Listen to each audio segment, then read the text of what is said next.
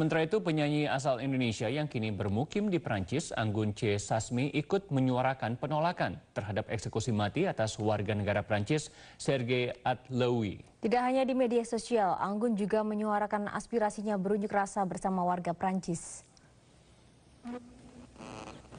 Dan berdiri di antara ratusan warga Prancis pada Sabtu pagi waktu Paris yang menyerukan harapan agar pemerintah Indonesia mau memaafkan dan juga membatalkan hukuman mati terhadap warga Prancis Serge Atlaoui yang menjadi terpidana kasus narkoba.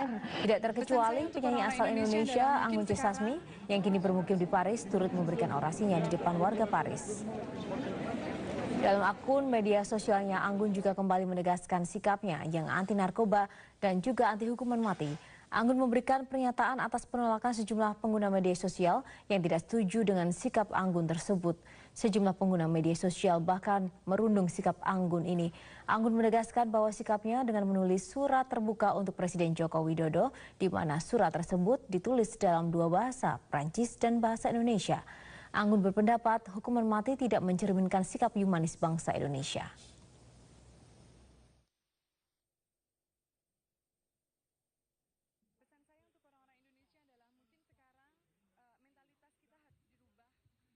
Pesan saya untuk orang-orang Indonesia adalah mungkin sekarang mentalitas kita harus dirubah.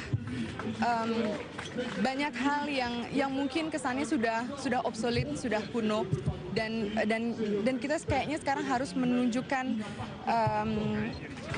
contoh ke banyak negara bahwa Indonesia adalah negara yang baik, negara yang manusiawi, negara yang besar, yang bisa mengampuni. Presiden Joko Widodo dengan tegas menyatakan sikapnya tidak akan berubah dengan rencana eksekusi mati terpidana kasus narkoba tahap 2 meski dikecam dan banyak juga mendapat tekanan dari banyak pihak. Ya, hal ini dinyatakan Presiden Joko Widodo di Bandara Internasional Halim Perdana Kusuma saat akan bertolak ke Malaysia untuk menghadiri KTT ASEAN ke-26. Presiden Joko Widodo menyatakan enggan mengulang kembali pernyataannya terkait sikapnya terhadap rencana eksekusi mati tahap 2 bagi terpidana mati yang sudah berada di lapas Nusa Kambangan.